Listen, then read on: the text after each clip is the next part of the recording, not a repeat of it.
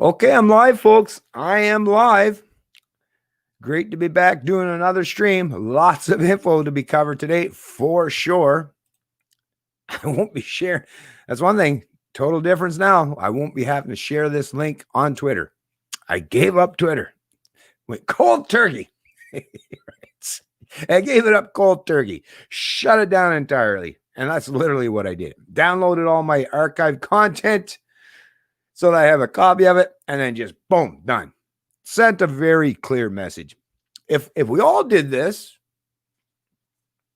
you would find out, wow, we have a tremendous amount of power at our disposal, right? But so far, I believe I'm probably just in a minority there, right? Anyways, like I said, let me share this, the link for this stream. And actually, while I'm doing so, I will point out I'm having a conversation with my friend Gene Balfour. He's had I believe a couple positions in the Libertarian Party, I believe, of Ontario in the past, and he's a definitely a thinking kind of a guy. I would even suggest an intellectual of sorts, and puts out some great content. Like I said, we've been friends for years now. Obviously, both libertarians. And once again, referencing another post, just like the interview I had with Anthony. Really sorry about the quality of that interview, because Anthony, it was going to be a great, it was a great stream. It's the thing. Maybe, if I strip that stuff off, that's the thing. It'd be nice to have someone to be able to, separate the audio and the video and just re-upload that stuff in podcast form somewhere where you had a decent internet. Well, once I get Starlink, then I'll be able to do all that stuff on my own. But it was a great interview. I enjoyed my conversation with Anthony. And I definitely know I'm going to enjoy my conversation with Gene as well. But once again, hopefully we don't have any quality issues in terms of the internet, because I know that definitely turns people away. I'll even admit myself, even if the person on the other side, if I'm watching a video or a live stream, even if it's one of the people that I really enjoy watching or listening to, man, if everything's breaking up and cutting out and freezing or dropping frames, like that gets real hard on the head. So I totally understand how people are just like, let me just turn the channel, right? I get it. Unfortunately, though, there are things that are outside my control. I can control things that are under my control, that's for sure. And I always try my best. Any area of my life where I have some control over, I always try to improve. But there are some areas, once again, I got my name out there. Hey, not like Elon's ever going to be watching my stream, I don't think. But I got my name out there. I put it in there. I submitted it probably a couple months ago now in terms of Starlink and to get on that beta list, right, to be one of the earlier adopters. And I know there are already people in New Brunswick that are doing it, right? Because we've already seen even reports of people in New Brunswick that have already have access to Starlink. Now, it's an expensive proposition this early. I think a guy in New Brunswick, actually, I think he paid like $800 for everything, right? For all the gear and getting hooked up and all that stuff. And then your internet costs, your monthly costs. But I haven't even been given that option. If I had that option, things can definitely change much quicker, right? Because now instead of me stuck in a slow lane old dirt road, right, with lots of washouts and stutter bumps along the way, you can only travel so far, right, or so fast, I should say. But man, you give me a nice smooth strip of blacktop, right? Trust me, as a quarter miler, yeah, I can cover that fucking amount of ground real fast. I just need access to the tools, right? But without it, okay, if you hand me an axe and I'm going up against an army and they're all armed with AK 47s or AR-15s, well, I'm pretty good with an axe and all, but I'm still going to get my ass kicked pretty easily, right? Or shredded. But anyways, like I say, I'm really looking forward to have the conversation. I've got it set up for tomorrow. What did I actually? I'm not sure. I believe it's called the conversation about vaccines. So Gene put it out there, and you know what? Maybe I'll reach out to Tim. Damn it, off. I shouldn't have set this up this quick. See, now I'm thinking on the fly. Here I am. I set this up with Gene, and actually Tim Mullen, leader of the Libertarian Party of Canada, just got his vaccine because he's a paramedic. He's a frontline worker, like a paramedic and a volunteer firefighter. So well, not like he had to. I don't think he was forced to, but he did choose to do it. I'd love to bring him on too as well, right? Ask him like, how are things going, right? And all that stuff. what were some of the underlying decisions. Of course, he asked people, what our opinions and perspective of it. I obviously offered mine on his social media page, on his Facebook post that he put out there before he actually got the vaccine, to ask all of our opinions and our perspectives on it. But yeah, geez, really, if I was thinking critically here or properly about this thing, I should have just held this off for another week, maybe, and seen if I could maybe coordinate having Gene and Tim come on and bring a couple other libertarians to talk about vaccines. I'm thinking here on the fly, folks. I might have to get a hold of Gene here and change things up. I don't know. Like I said, we'll see.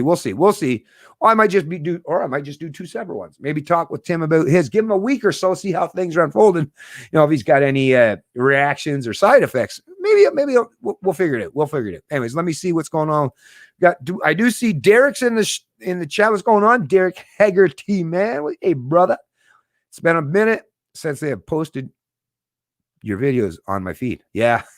I know, but that's the thing though, Dave. I get it, or Derek. Sorry, I get it there, buddy. And I know. Listen, trust me, I get it. They mess around with us tremendously, and we should. I mean, if you don't know this now, it's like, where have you been? But anyways, I get what you're saying. But here's the thing, and everybody, anyone's watching the stream now, if you're not getting notifications, which probably you're not, right? They don't want to.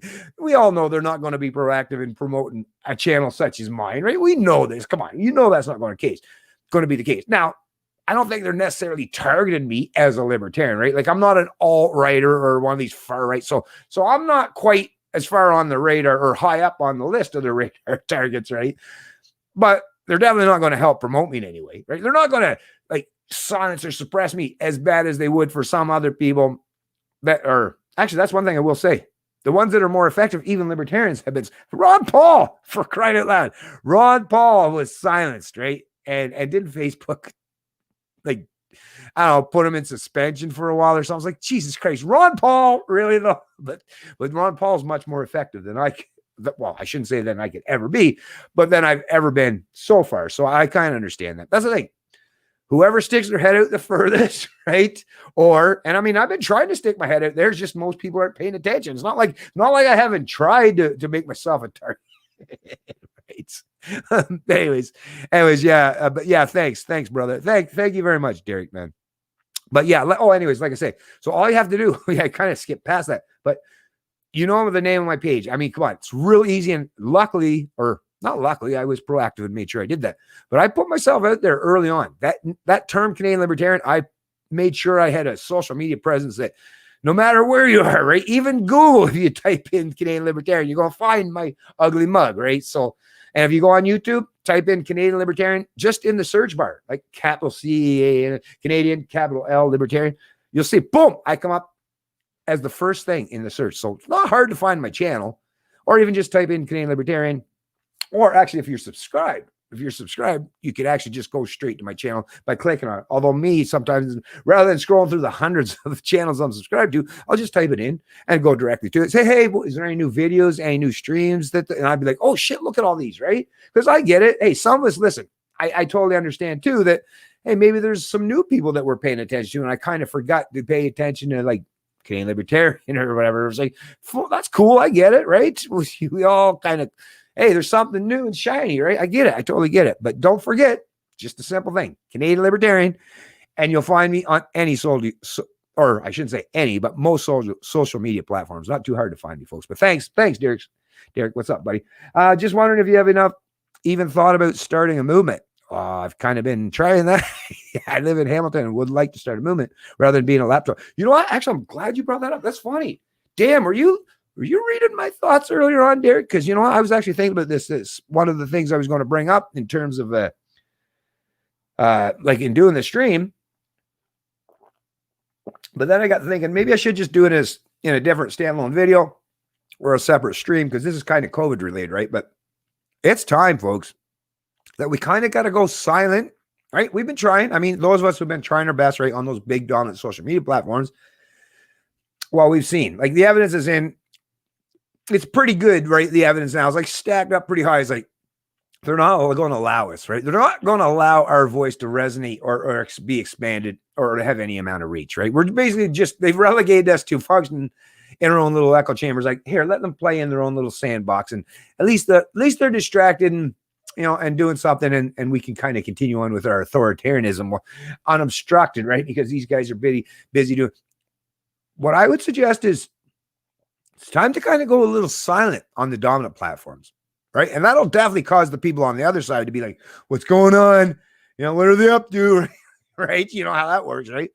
And, but not that you should go silent at all. No, but you need to make a point and be knowledgeable of who you're talking to, who you're dealing with, and who you can trust, because that's another major aspect. But yeah, get yourself on some of these encrypted platforms or some of these encrypted applications such as Signal. Now, Signal, I heard, is down, but it's for today. Now, it's not down. They're not being taken down. It's just because they're being overwhelmed with a massive increase in users, because people are probably thinking along the same lines as I am today. It's like, yeah, we've been trying out there, but we've basically all been kicked out of the proverbial town square, the online town square. We libertarians are anarchists, anarcho-capitalists, voluntarists, critical thinkers, right? Whatever. People just, not a big fan of the status quo, not a big fan of indentured servitude or slavery, the modern iteration, I should say. But yeah, we need ways to communicate, 100%. But we need to communicate with each other more, and yeah, create more coordinated efforts, right? Now, still stay decentralized, because that's one thing I will say that drives the fucking central planners and these collectivists crazy, is the fact that we libertarians, right? We're all scattered everywhere. It's like, damn, we can't just target them with one big fucking missile and take them all out in one foul sweep, right?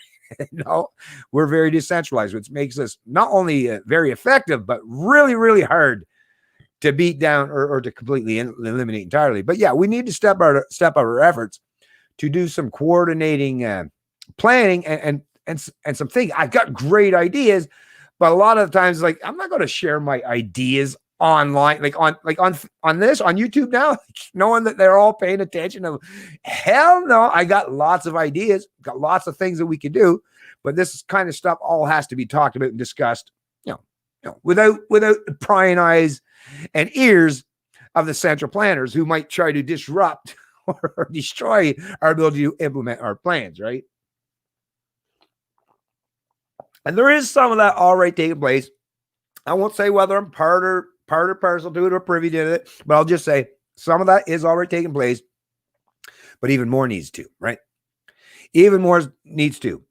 You gotta, like I say, the opponents of liberty, man, they're circling the wagons, and no, this isn't anything towards Aboriginal people or not. Just don't try to read anything into that. It's just a term, it's just a phrase. But, they're all circling their wagons. They're all covering each other's ass, and they're showing that they're going to be a massive force. Not for good, right? But we should too. I'm not saying to collectivize ourselves in such a manner, because, yeah, once again, in the art of war or in any kind of battle or skirmish, that's not going to work out good. Right? But I'm just saying, you definitely need plans. You need not just the plans for defense, but means for your defense, right? So it's not just ideas, but supporting each other economically or even socially out there, whatever you can do to help each other. Because once again, we're up against a behemoth, a Goliath, in terms of the authoritarian collectivists who want to constantly deny our inherent rights and freedoms and liberty. So we got to, like I say, we got to be much more effective. But I like this, because it's like, challenge accepted, and let's get it on. Hamilton Freedom Rally, right on. Hamilton has Freedom Rally. Good for Hamilton.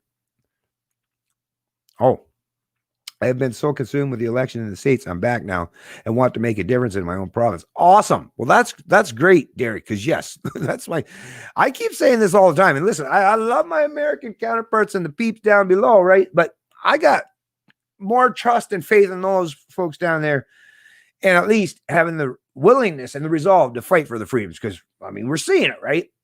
Canada, this is where, like, don't worry about the Americans.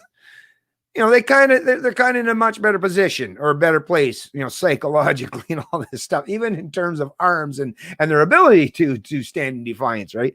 Canada, man, come on. This is a place that, yeah, we need help big time up here. So, not saying to forget about the U.S., always keep them in mind. I got lots of brothers and sisters down there that I have a mad amount of respect and hold deep in my heart.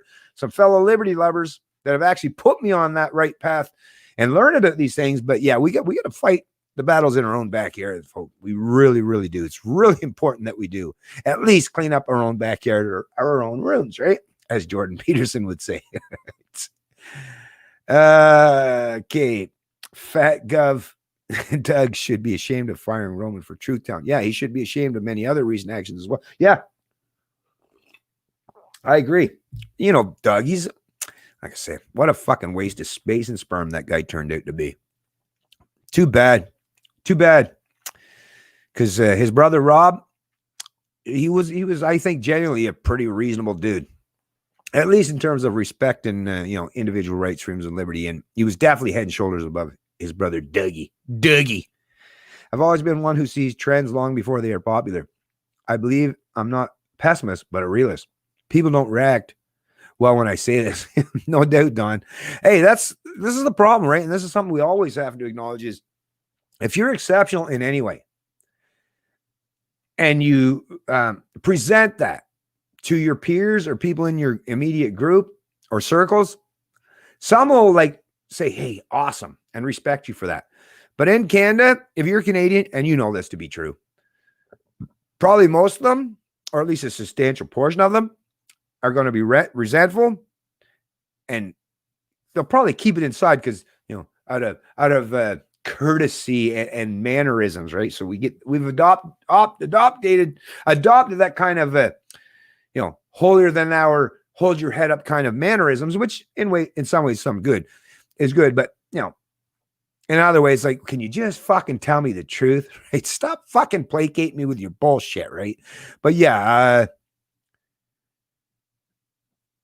if you're in any way, and this is anyone out there that has ever been superior in any way or exceptional in any way in comparison or contrast to your peers, especially in Canada, you better play that shit down quickly. I know me, even when I when I was winning series in terms of races and completely dominate, I had to downplay that shit. I had to say, oh, I got lucky on that one. I constantly had to downplay it in the moment, right? Because if I had showed even the slightest bit of pride, right, for any accomplished, I would have been beaten down relentlessly. And that's a sad thing, right? And it tells me which is why I wanted to make sure when I was raising my own sons, I can't allow my sons to grow up feeling like that anytime they've achieved any amount of accomplishments or succeeded in any way that I need to try to beat. I couldn't. So I did not just the exact opposite, but what I thought was wise and prudent. And so far, the fruits of my labors seems to be turning out quite well. And not just mine, my wife too. I will always acknowledge and include that I wasn't the only person that had an active role in how my sons turned out. And it wasn't even just me and my wife, but some good peeps had influence on my sons that thank goodness they don't have that goddamn mindset, right? What a terrible, terrible mindset. And it is very prevalent in Canada and among a lot of Canadian people. And it's sad. I wish I could help them. I try to help them lots of different ways. I'm partial on the sooner Canada is completely destroyed and enveloped by communism, that is what it will take to shake the populace. Unfortunately, I'm kind of with you there too, Don Knighthood. It's like this constantly trying to point out, there's watch out, there's a cliff over there, watch out, and if you get too close, you're gonna fall off, and you're gonna tumble to your death. Right? It's like I've been pointing that shit out. First of all, it's pretty good if you were fortunate enough to have someone that's willing to point that out, even long before you've got there. It's really wise, I guess, for people like us. I'm not just going to wait till you're a couple steps towards the edge. I've been doing this. I started warning you people. Right? And I know it kind of sounds weird on the fly now that I'm thinking about it. It was I've been trying to point this stuff out to people. It's you got lots of time. You got lots of time to change course, to change direction, right? Look at your compass or just look up and see, oh shit, there's a cliff coming up, right? Or I've been trying, but yeah, at this point in time, like I say, we're now to the point where they're just literally mere steps away from the edge. And it's I've been trying and they still don't want to listen. You're literally mere steps from the edge. And I've been screaming at the top of my lungs and yet they still don't want to listen. Well, it's hey, I feel bad for what's about to happen to these folks. And I really do. I really do. Some of them, I might even enjoy it a little bit, secretly, right? Because they probably deserve to suffer a little bit for all the harm they've caused, right? But anyways, Not really. I'm not that kind of person. I'm not that kind of a vengeful type of person, anyways. But I will say, yeah, at some point in time, it's like, hey, they don't want to listen. They don't want to listen. You tried. Hey, if you, as long as you can convince yourself in your own mind that you've been proactive and you've tried your best, well, hey, it's on them at that point in time, right? This is where the personal responsibility thing steps up and enters the equation. It's like, I tried, man. You don't want to listen? Well, it's all on you now. And you know what? In a way, that's kind of the way it should be, right? I think it's probably the only way that people will change course or direction in the way they want to go with things, right? So I'm with you there, Don. I'm with you. But anyways, let me get to, actually, before I even get into lots of stuff to cover, like I say, but I just wanted to show this real quick in this stream, real quick, just with hell. This is the Daily Gleaner. Oh, I'm blocking my lighting. Whoops. Anyways, look at this. Oh, sorry. Will riots echo in New Brunswick? What? This is talking about down in the U.S. You see that? And this is a local newspaper, a New Brunswick newspaper, of course, by the Irving Group, which basically owns all the media in this country anyways, right? But why would the riots echo in New Brunswick? Like, what?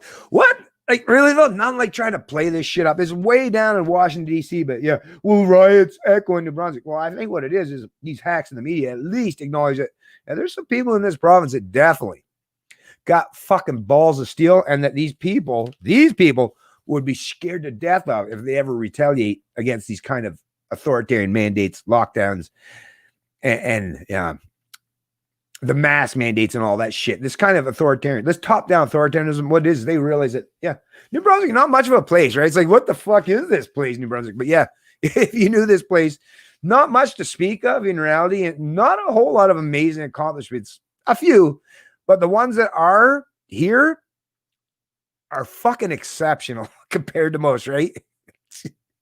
That's the thing. Apparently, people in New Brunswick don't do anything half-assed. It's all balls to the wall or nothing.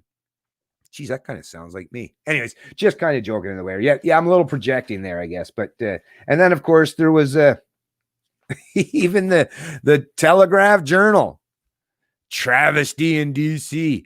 XNB residents in USA react to violence. So even they're trying to even make it into like it's NB focus now. Of course, if they're doing this in the paper for fucking New Brunswick, they're probably playing this shit up even in the publications all over this country. But hello, something that happened way down the U.S. in a completely different country, completely jurisdiction, and it's like, ooh, we got to be mindful and scared. It's fear porn, folks. And like I say, they're trying to sell their papers, right? Tell you the truth, the Telegram Journal, the Daily Gleaner, they're trying to be the modern, the Globe or the Inquirer, right? They're not news organizations anymore. They're fucking tabloids. That's what they are. They're fucking tabloids. Sensationalized bullshit, fake news, fear mongering, fear porn, tabloids. That's what they are. And that's all you get out of them. You definitely you're not going to get properly educated and informed. That's for sure. No, you got to come to people such as myself if you want that. Not to toot my own horn, but beep, beep. Anyways, yeah, what's going on here, folks? Don, Derek, AB. So I see we're still only just a few peeps in the chat as of yet, but that's cool. Let's get down to business. Let's get down to business. But yeah, I'm glad to hear that Hamilton's having a freedom rally. That's nice. Noise. I like that. Noise. Okay, what's the first article we're going to cover? Just looking. Okay. Mm-hmm. Oh, I don't know if I cover this up. I should bring it up. So let's bring this up. Oh, no. No. This I'll save for because it's a vaccine kind of thing. So we'll save that for actually to deal with in another one.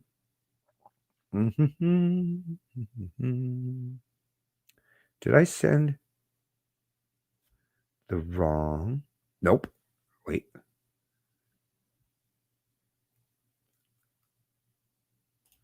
What's this one?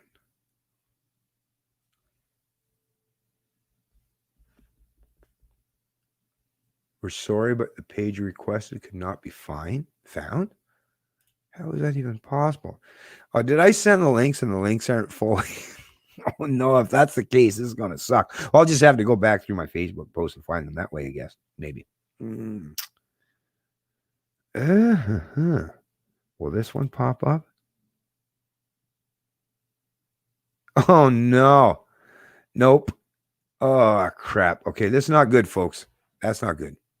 But it's okay. It's okay. Don't get panicky. Like I say, we're going to find some stuff here. We're going to find it.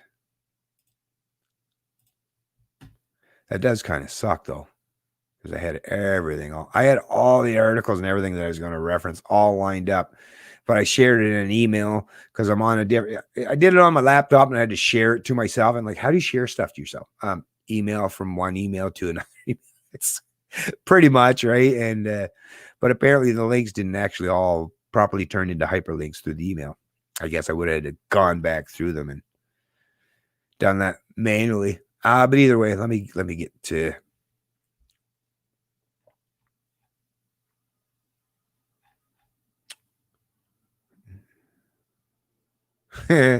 Should I cover this one? Yeah, I'm going to cover this one, even though I wasn't even expected to. But this is actually, hopefully, I can, because I only get a few articles per month because I haven't subscribed to the Post. Hey, if these folks are getting fucking bailouts and handouts from government, I'm not supporting you financially. That's just true. So you better, if you're from the Post or any of these Post publications, let me know, because that's why I don't pay for any of your publications, and I never will. If you're fucking already digging in my back pocket and getting government steal from me to pay for that, you think I'm going to fucking subscribe and pay for you? I don't think so. Homie, don't play that shit. But anyways, let's bring this stuff up here. Let's bring it on. Share the old screen. And here we go. And here we go. So as you can see, this is a fairly fresh, look at that fresh new coat of yellow paint there. No, just kidding. But it's out of the National Post. Was uploaded just yesterday.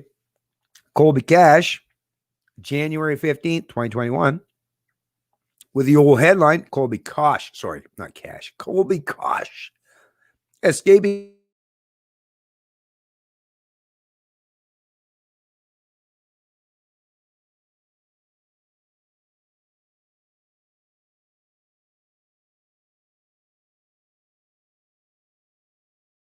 proud Canadian nationalist. And why the fuck would I be? Being one of those that nothing against Chris Kalili, hey, my good friends that are still massive Leaf supporters, but it's like, I gave up on that shit long ago too. I'm not supporting a bunch of fucking losers, right? Sorry. I don't have that kind of blind loyalty to anyone or anything where I'm just going to say, yeah, good for you for being a loser. I'm going to support you. Yeah. Hey, even if you lose next year, that's okay. I'm still going to be here for you. Not if you want anyone to improve themselves. And if they're actually doing things that are competitive in nature, it's probably wise that they try to improve. If your whole goal or how you get your paycheck is playing in a competitive sport, you might want to try to step up or up your game in some way, in some capacity, right? But no, that's the thing. They all get paid, like whether they work hard or not, you're still going to get your paycheck, right? That's the problem with fucking socialism and communism, is it completely destroys the incentive. Whereas down in America, they still have that taking pride in competition, taking pride in individual accomplishments and all that stuff, right? So they still at least have a little sniff of what is needed, or at least what the recipe is needed, for success, right? Which is why they constantly kick Canadians' ass, which is why Canadian teams, no Stanley Cup has come to Canada in so long that I don't know if they would find its way above the border. Like the Stanley Cup's like, I don't know, what's this country, Canada? I don't know. Sure, I originated there, but I haven't been there in so long, right? It's like, no, it's always down in America. America might as well just be the de facto owner now of the NHL, because they constantly win, and Canadians just keep losing. But just as in typical Canadian fashion is, let's support the losers. Let's all line up behind them in single file, right? Why support losers? That's not how you create winners. That is one thing I will say. Supporting losers is not how you create a winner. Sorry, just a reality. Just a gut check for some of your rights. Anyways, moving on. One inherent feature of being Canadian, the Canadian dream. What's the fucking Canadian dream? I want to be beholden to not just one kind of political authority, aka the monarch, but I want to be beholden to two, aka the parliamentary democracy system that we have in this country. So I am not just ruled over by democracy or the mob rule, but even by some, I don't know, mystical entity we call the Queen. I have multiple rulers in multiple levels, and I love me being some indentured servants, slaves, or serfs to rulers. That's the Canadian mindset. So once again, excuse me if I don't have that kind of Canadian pride, right? Hell no, and neither should you. Is aspire to have a retreat somewhere else. Yeah, that's true. One inherent feature of being Canadian, the Canadian dream, and this is so true, is aspiring to have a retreat somewhere else. That's true. That's so true. 100%. 100%. Yeah. Canadians take destroying what it is to have any fucking pride or self-respect or dignity. They take destroying that to a whole new level. That's for sure. Or at least the ones that are the thought leaders and the cultural drivers in this country. It's like, no, you don't need no personal autonomy, self-respect, or dignity. No. Just recognize that you're just a sacrificial lamb to the greater good of the collective and take your place. That's how it functions in this country. You know that's the case, right? You know damn well that's the case. Isn't Canada a wonderful thing? Not. Doesn't mean that I'm not trying my best to get there, to bring it to that place. Matter of fact, being the competitive guy I am, I don't want Canada to just be on par with American exceptionalism in terms of the ideas and the philosophy of liberty, right? The founding documents, the Constitution, and all that entails. No, I'm a competitive guy. I don't want to just be on par or equal.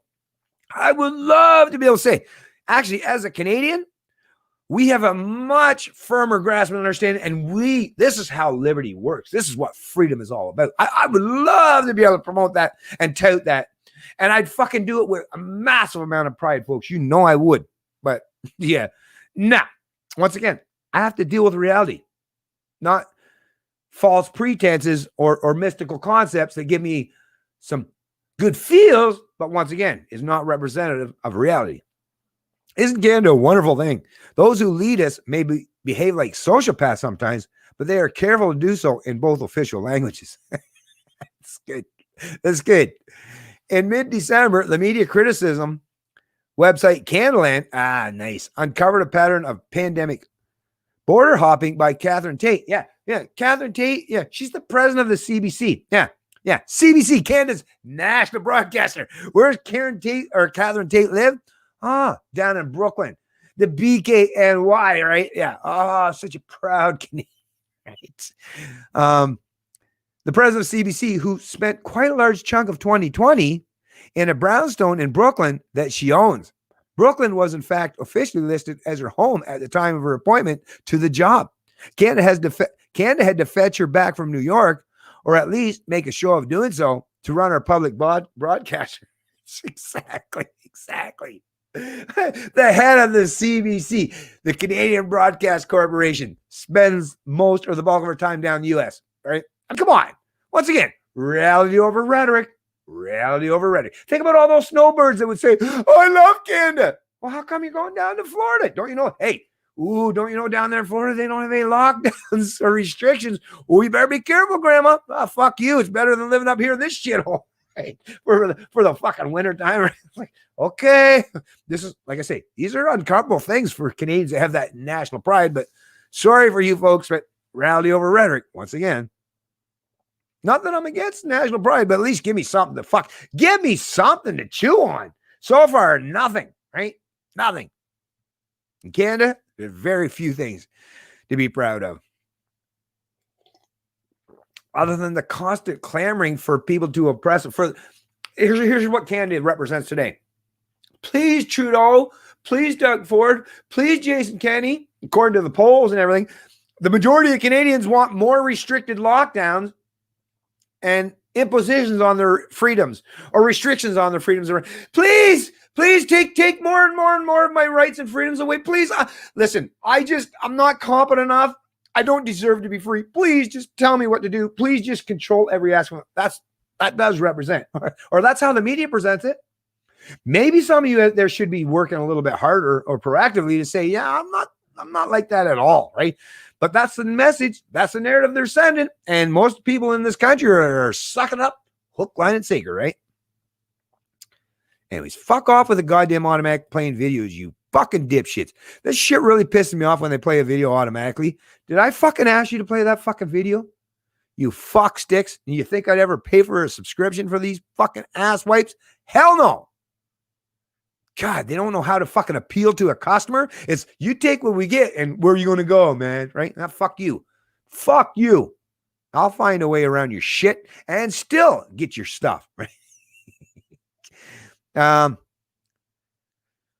In mid-December, the media criticism. Okay. Yeah. So yeah. Right. Okay. Now I remember where we're at. We all ought to have known what would happen next. At the moment of the Tate controversy, the head of Radio Canada, Tate's francophone deputy, Michel Bissonnette, had been at his condo in Miami for 2 weeks. How's my mic sounding, by the way, folks?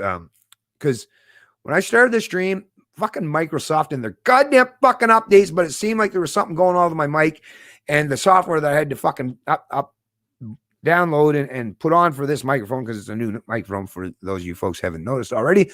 But hopefully my mic quality's good, because there's a whole bunch of different things that you can set this thing at, and I don't know if it reset all my settings. May have, but whatever. Anyways, hopefully it's decent enough. I'll try to fix it for the next one if it's not.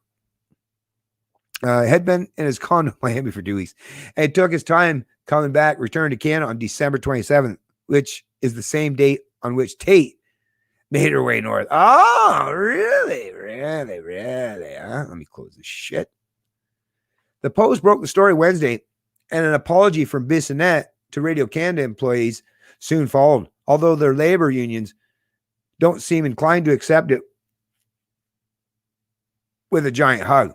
The Syndicat de Communication de Radio Canada pointed out that a researcher for the network has lost her contract mid-pandemic for trying to work from home in the Gaspé, Quebec, which violated a corporate rule that employees have to live within 3 hours of their office.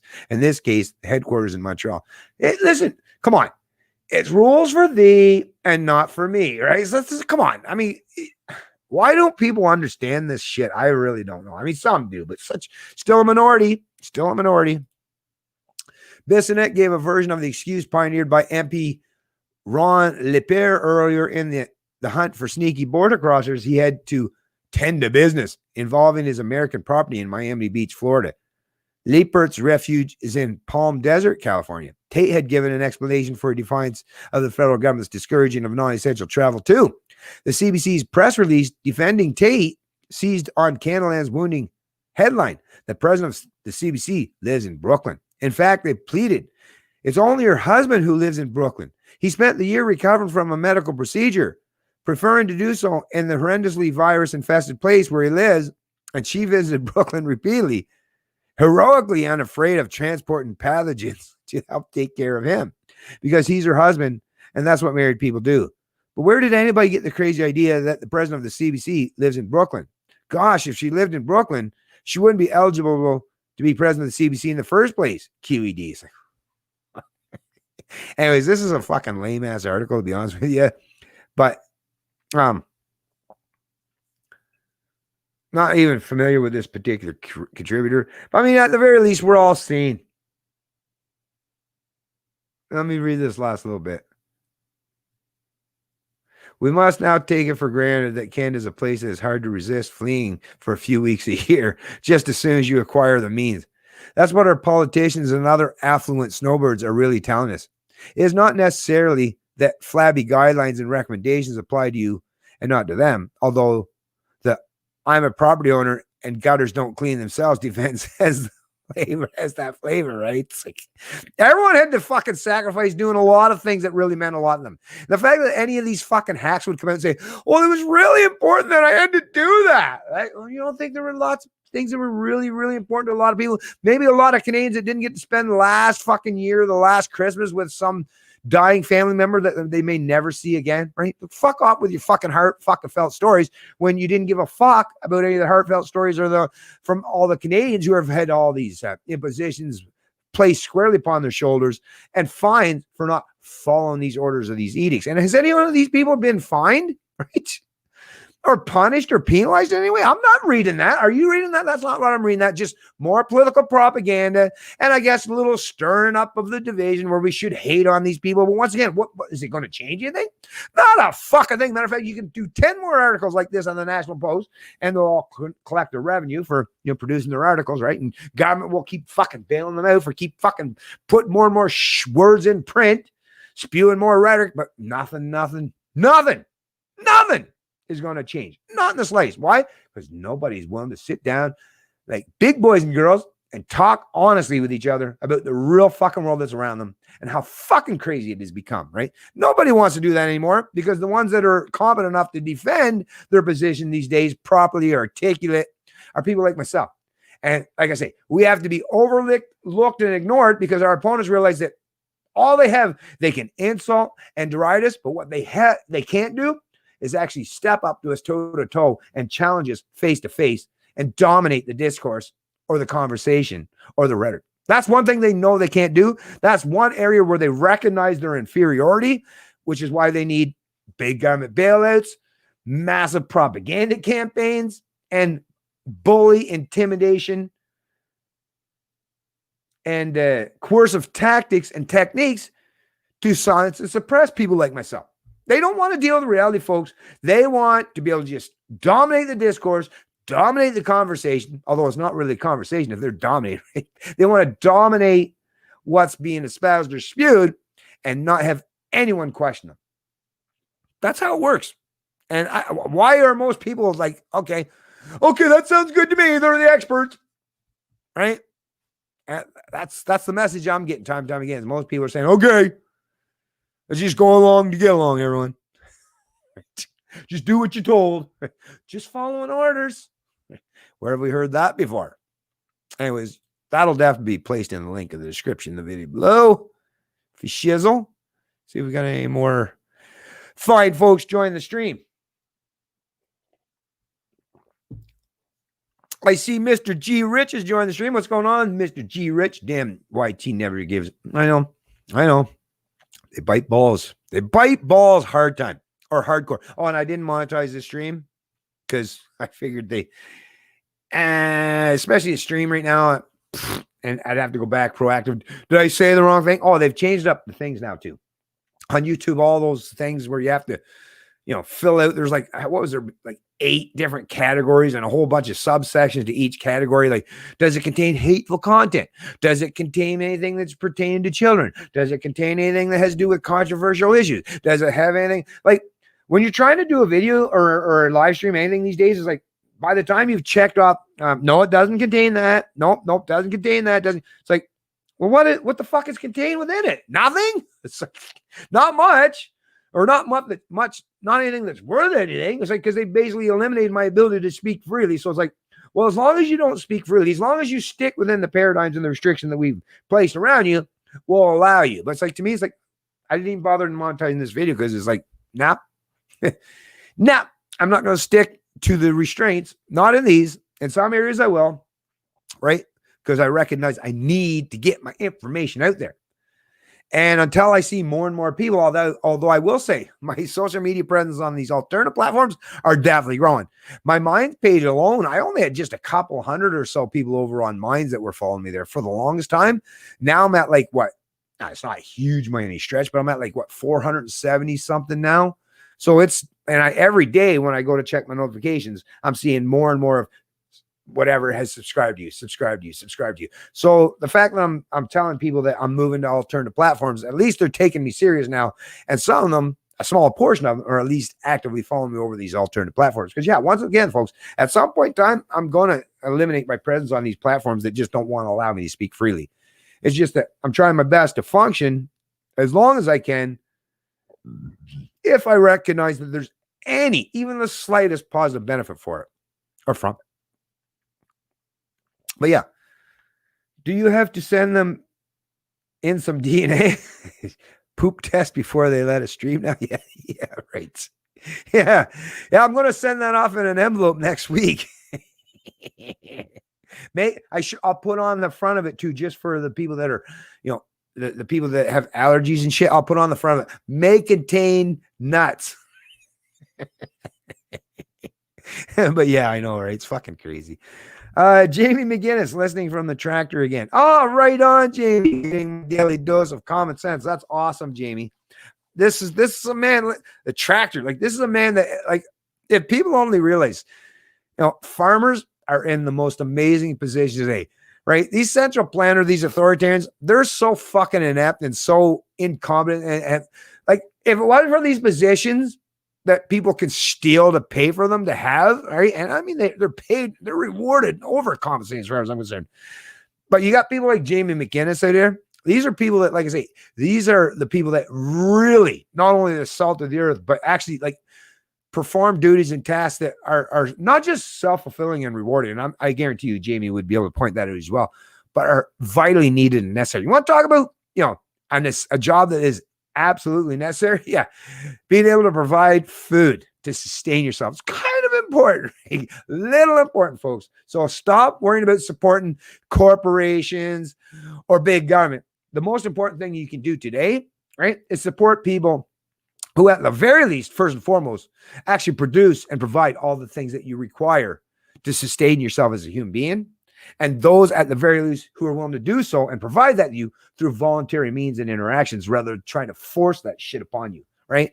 That's what we need to do. We need to steer and gear our attention and our support towards people who actually act as libertarians, right? That's how you, when people say, well, how do you bring libertarianism values and principles to the real world? This is how you do it. Support people who do things based on voluntary interactions and means and measures. That's how you bring about libertarianism. Don't support people who want to use preemptive force, violence, coercion, or theft as a means to their end, right? Even if there's some small benefit to you in the short term, trust me, in the long term, it's a negative. It's a not an asset, but it's I'm having a brain fart thinking of a word. It's an obligation. I'm having a brain fart thinking about the word, but you get what I'm trying to say. You get what I'm saying here. But anyways, yeah. Hey, thanks there. 100%, Bennett. Thank you. No problem, Jamie. Sorry, I kind of butchered that last little part of my rant there. But anyways, I tend to do that from time to time. All these politicians locking people's businesses and forcing people out of their livelihoods should have to also go without a paycheck. These lockdowns would end right quick. Totally with you there, G Rich, right? That's another thing. Very important point. Glad you brought that up is, yeah, come on. At the very least, even if you got all kinds of respect and admiration from some of these people that you think that you're new benevolent overlords or political actors that just have your best interest in mind. Once again, like G Rich is pointing out, listen, if they support mandates and these restrictions, these lockdowns, and their economic situation does not change, at the fucking very least, shouldn't you be like, these people aren't in a proper position to make a decision that affects the outcome of millions of people when they don't even have to be affected by the same mandate or those same edicts in the same manner, right? At the very least, right? Aren't we supposed to be all about fair, right? And consistency? And I mean, even the equity promoters, which once again, I'm not a fan of equity, but even equity promoters, don't you recognize the hypocrisy here? Well, you should. I do. Mr. G Rich does. I bet most of the people that are paying attention to this stream right now get it. Time for a cocktail. Get into it, Watto, Texas. I want to go down to Texas. Everybody's moving to Texas. And you know what's funny? It's like, fuck. They're all so late in the game. I'm not even there yet, but you know what's so funny? And me and my wife were talking about the other day. It's like, I've been saying for fucking years and years and years, if I ever move down the U.S., and yeah, of course you can look through my past videos and my content, and you'll be like, oh, there it is. Yeah, he did say that. See, he was 100% right about that. I've been saying for years, if I move down the U.S., Texas is right up there. Like it's at the top. It's like, fuck, if you're going to move the US, the Lone Star State, right? Just freedom and liberty is just, it seems to me that's the most dominant aspect of Texas. Just back the fuck up. Leave me alone. I do me, you do me, you do you, right? It's like, I love that. Or New Hampshire to a certain degree, but up in the Northeast, and I think they're being overwhelmed at this point in time. That might have been the original goal, but like I said, I have said, and my wife, she agrees, and even both of my sons, like, I think they would probably be the same thing. Although my youngest son, he was thinking maybe, Florida, California. He's into the entertainment, but once again, I was even explaining to him, the entertainment, the arts and entertainment, that's even in shifting, right? I mean, Hollywood it's dying. It's slow death, right? And it's long and protracted, right? But yeah, Hollywood's not doing much. Like Hollywood is just a empty, hollow shell of its former self. Texas is the place to be. And why? That's the thing. All these lefties, that's the thing that drives me nuts too, right? Like, what the fuck are you all doing going to Texas? I thought you loved yourself some socialism, some big government democratic institutions, right? Why are y'all escaping them now? Once again, reality over rhetoric. Even the lefties, even the Joe Rogans, even all these fuck shits that claim that they love them some leftism, right? A little bit. They're like, I don't want to be around them anymore. It's okay. Well, once again, reality over rhetoric, right? Port Dover, nice, awesome. Florida and Iowa are both still open, but of course, all the states will have to deal with Biden's BS in a few days. Yeah, that's the thing, how that's all going to play out. That's going to be crazy. What about the schooling or lack of? Well, schooling, when it comes to the schooling, this is actually a perfect opportunity.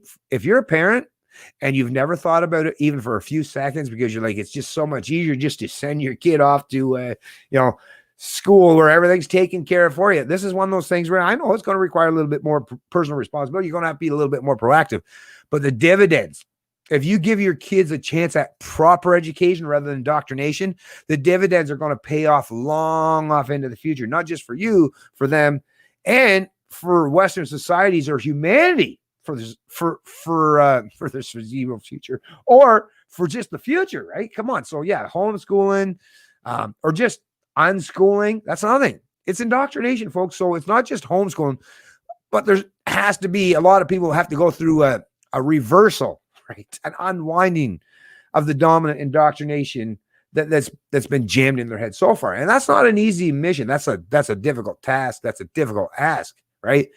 But it's something that definitely has to take place. But if you want the people that are going through these situations to at least be thinking critically about issues going forward, you got to at least get them to the point where they understand right from wrong. Because if they don't, damn, we're in rough shape, folks. But yeah, thanks for joining the stream there, Jamie McGinnis and Mr. G. Rich. Who else we got? Hey, what's going on, Mr. Jim McCall? I believe at least 75% of people just do as the government says. Zombies are real, but they have a pulse. Yeah. See, that's why I love doing streams. People like this, I mean, so articulate, so smart and witty. So true. It's just a mask. And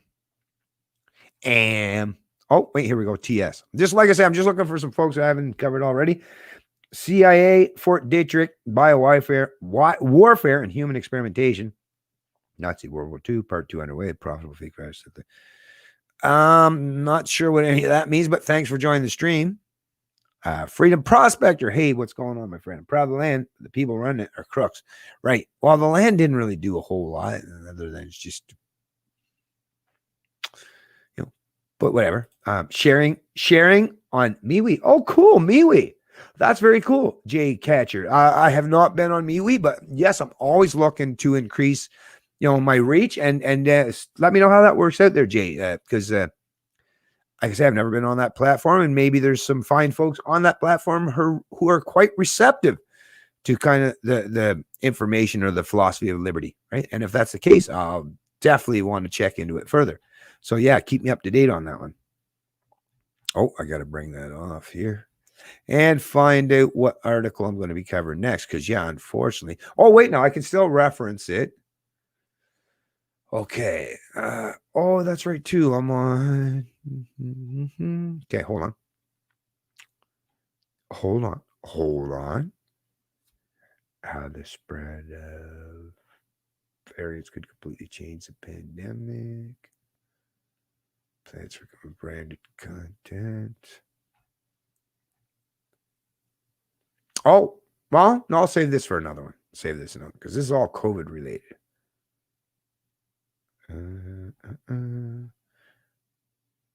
Oh, yes. Let me bring this up. This is great. This is great, folks. So, I'll just bring the whole article up because this is really good. This is important. This is some really good news. This is some really good news here, actually, or at least I think so. Here we go. Oh no! Oh no! Oh man! Wonder. Oh shoot! Why am I not? Oh no. Oh no. Everything's like going so far behind a paywall. I guess I'm not going to be able to cover this one either. Shoot. Well, at the very least, when I shared it to my, here, let me do this. So, but at least I can do this. So this is going to be, I shared it to my Minds page. So I can at least do this. Share screen. Minds. There you go. Yeah, you folks can see that. So let me just bring it up. Let me increase the font size. So this is the article here. And fortunately, as I typically do, I found a section of the article that I found quite relevant, and I captured it and quoted it. And then I placed the link to it just immediately underneath. But anyway, so the quote that I captured was, people have already contracted coronavirus are as protected against reinfection as those who have received the best COVID-19 vaccines, according to a survey of 20,000 UK healthcare workers, the largest study in the world so far. So it's the largest study in the world so far. So if anyone's saying, well, you got evidence to the contrary, I'm saying, well, this is the largest study in the world so far. Doesn't mean that something might not come up and change, but so far, right? Public Health England regularly tested 2 matched groups of volunteers between June and November, 6,000 health workers who had previously been infected with coronavirus and 14,000 who had not. A comparison of infections in the 2 groups described in preliminary results released on Thursday found that prior infection provided at least 83% protection against reinfection. It gave better than 94% protection against symptomatic COVID-19, matching the figures for the most effective COVID-19 vaccines. So there's that, folks. And once again, I'll make sure to place this article. Now, of course, you'd have to pay. Although if you haven't dealt with them, sometimes they give you free ones. So I do get some, the odd free ones, right? But then I guess after you've consumed enough of their content, they're like, no more freebies. Now you got to pay, right? Which is obviously what happened to me here. But if you haven't already, just click on that article and you'll probably be able to get to watch it for free, because if you haven't, you probably, if you're not one of those people that are, watching Financial Times articles all the time, then you should be good. Okay. Now what else was there? Let me bring it off here.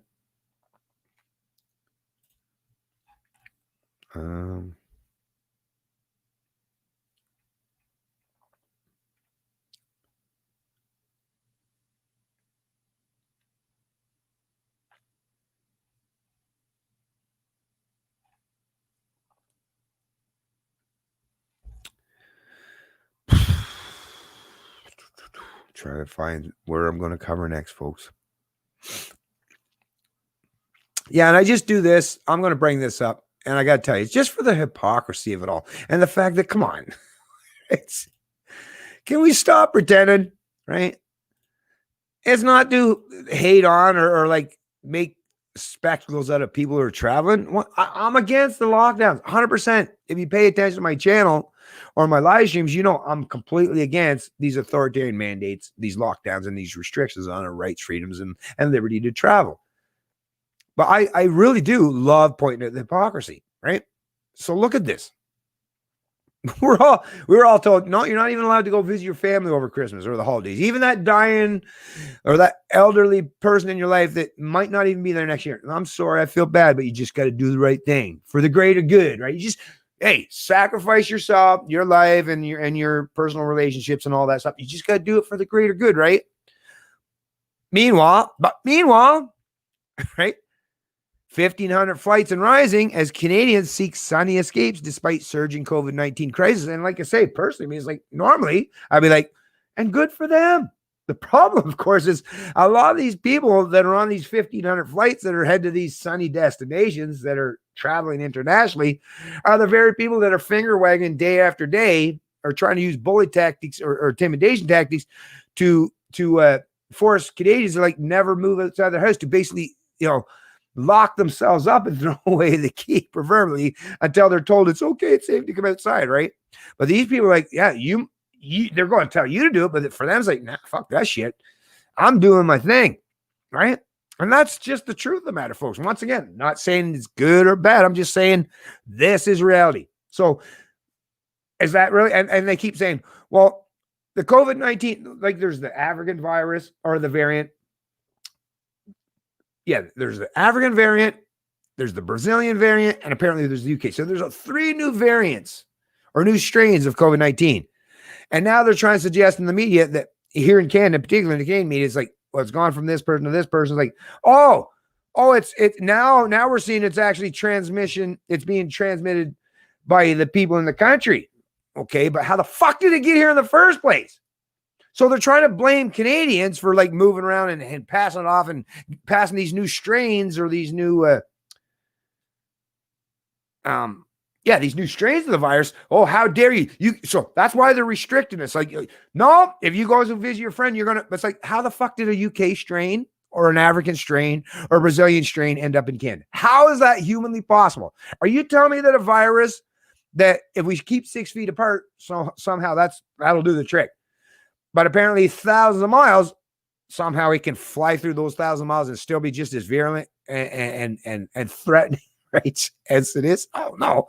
You know damn well the only way it gets here is by international flight. So when people say, well, the spread of coronavirus, well, it's not spread by international flight. That's only a small minority of how this is happening. It's like, really? Well, how the fuck did it get here? Like I say, the delivery for it to get into Canada, it had to come internationally because, especially Canada, let's just use the UK variant, right? 1,000 miles of oceans between Canada and the UK. How the fuck did it get here? On a boot? Come on, right? Yeah. Even if it was on a boat, it's still international travel, whether it's through flights or on a boot, right? So all these variants are coming here by international travel, but we're constantly being told, well, international travel. That's not how, because Air Canada, Bobby and government, hey, don't you dare shut us down. We'll fuck you up. You shut us down. Matter of fact, how you fuck's going to go down to your sunny destinations in Florida, the Caribbean, or Barbados or Hawaii if you shut down flights, right? It's like, so they're all like, no, yeah, right. Yeah, no, we're going to listen. There's no consistency. There's nothing about any of this that's consistent in terms of where you're like, yes, I need to trust these people because I know they have my best interest in mind. At the very least, once again, you pick whatever side you want to take. It's up to you. But I'll at the very least point out the hypocrisy and the fact that these people are not being morally or ethically consistent in any way, shape, or form. Right? Like I say, the reality is it's just so omnipresent and all around. It's like, I don't know how anyone would even try or dare to deny it at this point in time. Anyways, let me bring that back up. I'm going to get back here because, like I said, I did have lots of good stuff. I know there was lots of really important stuff. Unfortunately, oh, yes, these. Yeah, check this stuff out, folks. These are really important. And for the people that have already left the stream, they're missing out, aren't they? Wait till they hear what I've got covered. Although they might have already heard it so far anyways. Now, if that's the case, good for them. But at least get this information out there, folks, because it is really important. Whoa, why is this taking forever to load? How's my stream? Let me scroll down. How's the stream? IRK, that's a new one. What do you think about age of consent laws? Asking for my commie brother. Age of consent laws? The fuck does this have to go? I'm talking about COVID here today. Sorry. age of consent laws. Yeah, I'm not going to get into that stuff. Not in this stream. If you want to talk about that stuff, that's fine. But let's save that for a different conversation. But thanks for joining the stream. I really do appreciate that. I personally think the data from Japan is some of the most trustworthy in the world, and they report 18 deaths per million. No lockdowns, no mandatory none. That could be the case, Mr. G. Rich. Once again, that could be the case. I can't say with any amount of certainty when it comes to that, but exactly, they're blaming people for the spread of this crap when the majority of people are complying. I know, right? But then they'll say, well, let me get to this and then we'll cover that. But actually, no, let me just say this. They're saying, no, let me bring it up and I'll talk about it as I've got it brought up. Fuck, what's going on with this taking forever to load? Dang. Okay, let me bring this up here because for some reason it's taking forever. You see this? You see this shit? Well, now it's finally, it's getting better. Yeah, there we go. It's better now. It's better now. She's finally loaded. But check this out, folks. Right? And once again, this is completely aligned with the, so let me bring this up as well. So they're blaming people for the spread of this crap when the majority of people are, well, that's the thing. If the majority of people are compliant, and we all know, come on, we've been out there, we're seeing that the majority, right? There are small exceptions, there are minorities, there are the individuals like myself who just won't comply, right? But I don't go out very often that much, so can't fucking blame me for much, that's for sure. Right? But anyways, but the ones who are, you see them out there. I mean, Christ, I got multiple people in my family, my immediate family, who work out there with the public every day, and they all say that the overwhelming majority of people are sheep that are just going along, doing whatever they're told, right? And apparently that's the reason why there's no influenza. Yeah, let me read this to you, folks, because this is totally going to correlate, but also make your mind, your head explode by the sheer ridiculousness of the fucking rhetoric that's being espoused here. So, still no influenza cases detected in Alberta's unique season. Right? Still no influenza cases detected in Alberta's unique season. Very unique. Apparently the flu's gone. Imagine that. Ceased to exist. How did that happen? I don't know. Let's read on and see if we can find out. This was produced by Jason Herring, January 8th, 2021, Calgary Herald.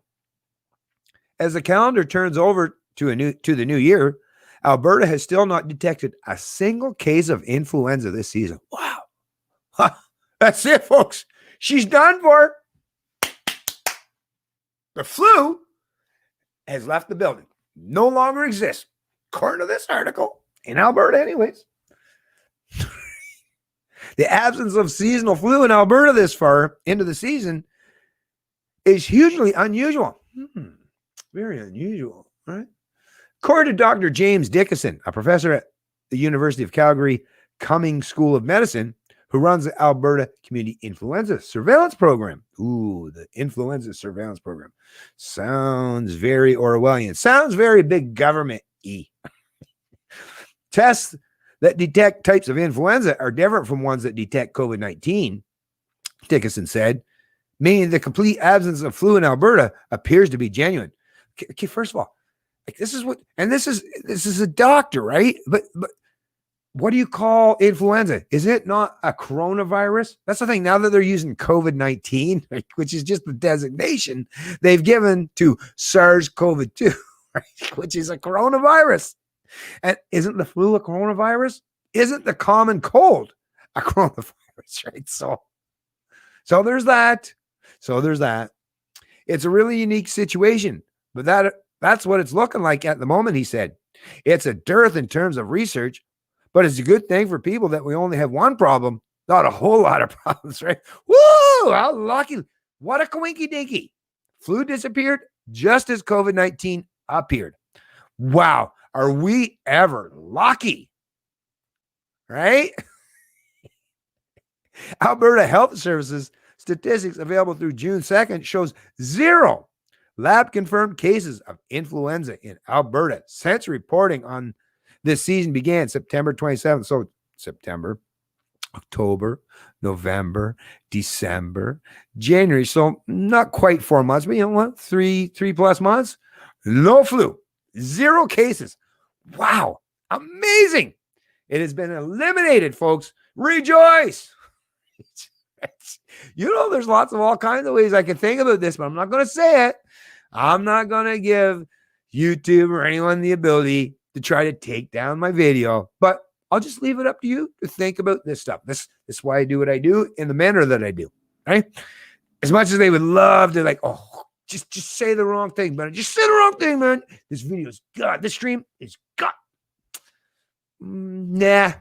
I'm not going to give you that. Not going to give you that. Going to make you sweat it out.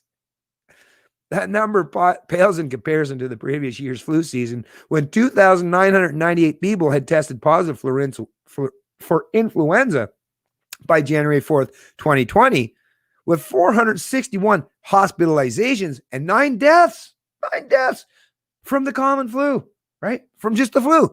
Yes, people die from the flu. Imagine that, right? And typically people don't play that up as if it's like some big, huge fucking thing, right? By the end of the season, 39 Albertans had died of the flu. So not just the original 9, but 39. Ooh. I mean, how many Albertans? I would just ask, actually, wonder how many Albertans have died of COVID-19. Because if 39 had already died last year of the flu, curiosity, it's not that hard to find out. Well, how many Albertans have died from COVID-19?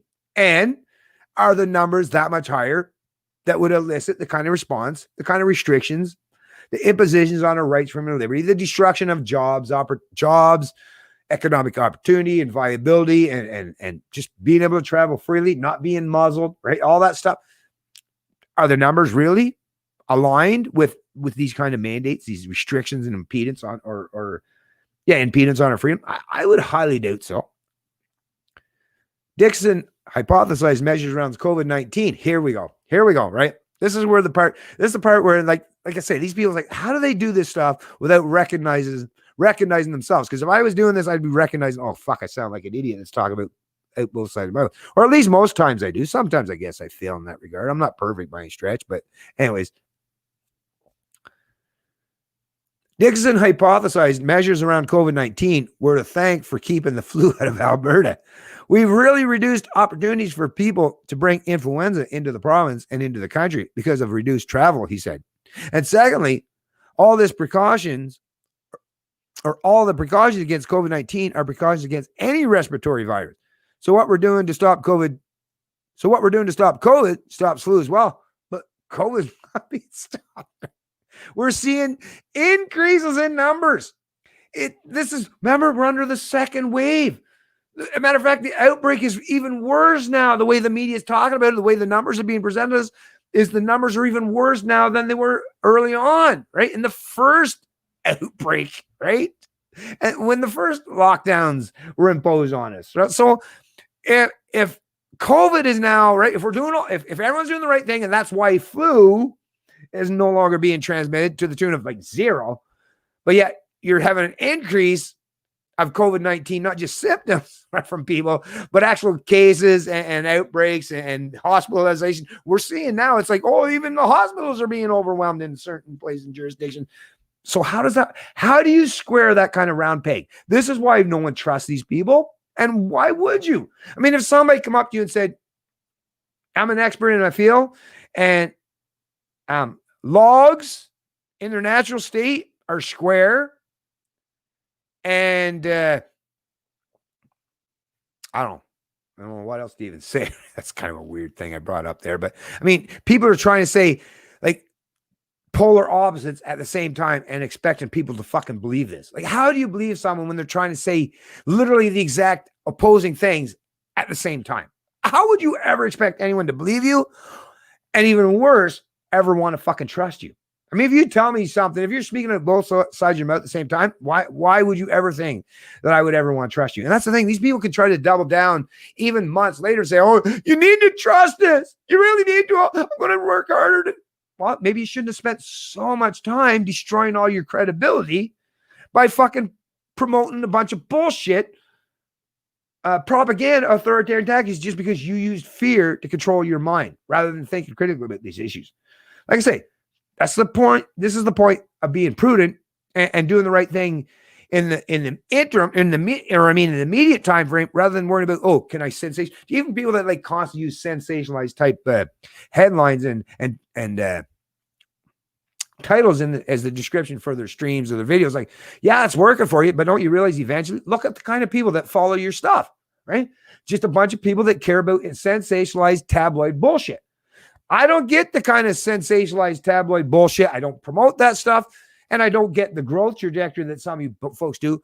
But what I do get as a consequence are people that are much wiser, intellectually superior as far as I'm concerned, and just generally much better people in terms of the kind of, so I'll take the smaller numbers any day in terms of the kind of people that watch my channel or pay attention to my videos or my streams, just by sheer fact that I know these are the kind of people that generally care about being honest and consistent with things that they talk about or discuss, right? So to me, that's much more important than just trying to fucking become some whore and sell myself out for a bunch of likes. Now, of course, I want to be able to spread myself out there even more. Of course, like I think what I have to offer is quite important. And I think I bring a lot of truth to the table that very few people seem to be willing to do. So of course I would like to have my reach and my presence expanded, but not at the expense of truth and not at the expense of my reputation.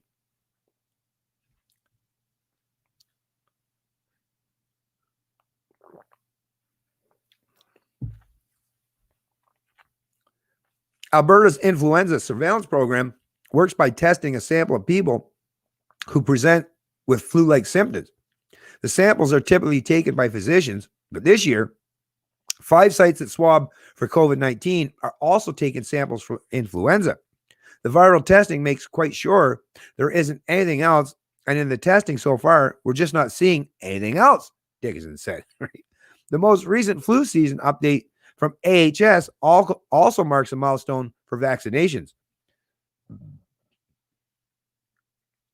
In total, 1,476,702 doses of flu vaccine have now been administered in Alberta, meaning more than a third of the province's population has been immunized. It's only a third, whatever. The number sets a record in inoculation uptake, passing the previous high set in the 2019-20 season when 33% of Albertans also received their vaccine. AHS cautioned flu seasons should not be directly compared until they have concluded, as influenza is known to hit at different times of the year. Anyways, folks, so like I say, no influenza in Alberta, none whatsoever. The flu ceased to exist, right? And that's not the only place. Where was the other one here? I'm going to bring this one up too.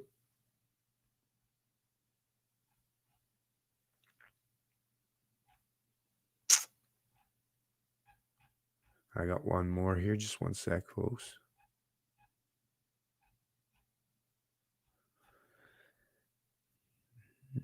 Oh, here we go. Yeah, so we had this one too. And I think I might have already shared this. Oh, what's going on, Mr. G. Rich? Thank you, kind sir.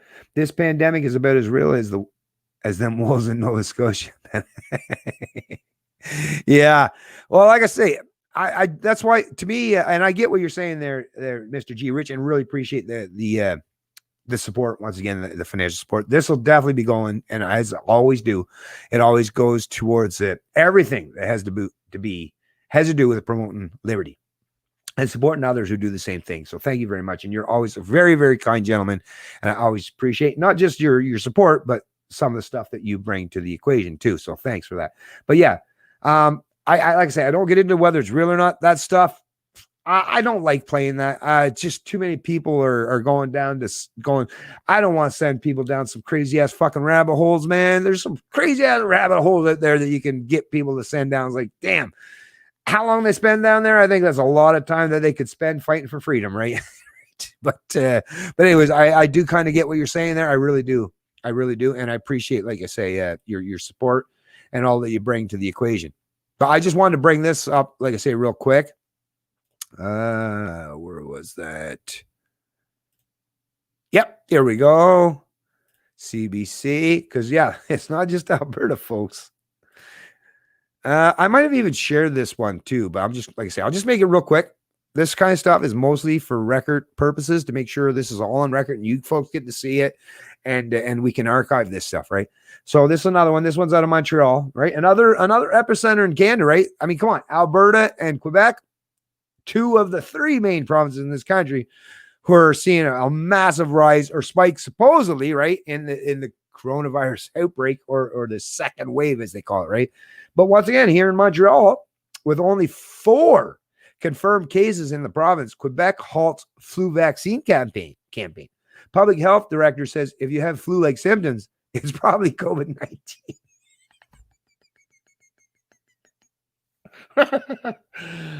So this is produced by Isaac Olson, CBC News, January 7th, 2021. So it's like flu disappeared, COVID has completely kicked its ass, and it's now taken over, right? So well, then isn't it just going to be the new yearly flu?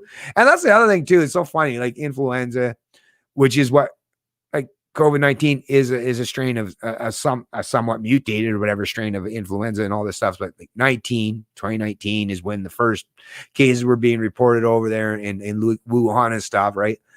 And I don't, like I say, I don't get into all that stuff, but I totally understand how people can delve down into this stuff. And just, listen, blame it on these fucking hacks in the media. If there's conspiracy theories out there, it's because you have not done a very good job at articulating this kind of information to the manner that can you at least try to be honest and articulate enough that you don't give the conspiracy theorists among us so much fodder, right? Because you folks are the one that keep feeding the conspiracy theories, and don't pretend otherwise. And maybe they do it even on purpose, right? For the attention, for the shits and giggles. I don't know. Once again, that's just me speculating, of course. But yeah, if you have flu-like symptoms, yeah, no, the flu's gone. It's COVID now. COVID totally kicked the flu's ass, and now COVID is dominating, man.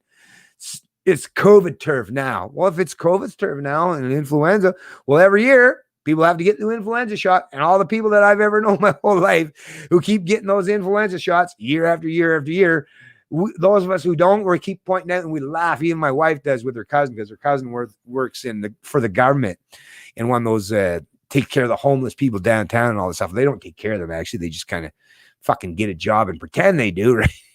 Overpaid job. I'm working overpaid, but like these people, they got to get all the, hey, she's sick as a fucking dog every time you turn around. Meanwhile, my wife that deals with the public every day, deals with that dirty money touching and like, you know, susceptible to all kinds of shit herself. Like never had any, she's never sick. She's always healthy. It's like, well, you know, sure, it's just anecdotal evidence, but hey, it's working for me. You keep doing you, but you seem to keep getting sick all the time, whereas I'm not. I guess you do you and I'll do me, because what's working for me seems to be working for me, right? Anyways, I'll read a little bit here, folks. Quebec's flu vaccination campaign is coming to an end on Friday because there is next to no flu to vaccinate against, and resources will instead be redirected to inoculating residents against COVID-19. Once again, folks, there you go. Flu's done. Kicked its ass, right? All these years, you thought the flu was going to be here forever. Oh, no, didn't you know? COVID kicked its ass. No longer exists. It has ceased to exist. COVID is the new kid in town. In a Thursday announcement, the health ministry says measures to prevent the spread of COVID-19 are also helping fight the flu. Well, what? Wait, what? What? Infection Prevention and Control Canada says the 2019-2020 influenza season ended abruptly in mid-March, concurrent with the implementation of public health measures. Well, look at that. Flu is not only a virus, it's very intelligent, right? Infection Prevention and Control Canada says the 2019-2020 influenza season ended abruptly in mid-March, concurrent with the implementation of public health measures. Wow, that is just fucking awesome, right? How amazing. Influenza just ceased being a problem, being an issue that would obviously play a real huge effect. And hey, are we sure it's COVID-19 everyone's getting, or is it flu? They all seem to share the same commonality, underlying characteristics, and even symptoms. But luckily, fortunately for us, I mean, like let's all just pray now, right? It's thank you, government. Let's do our butters, right?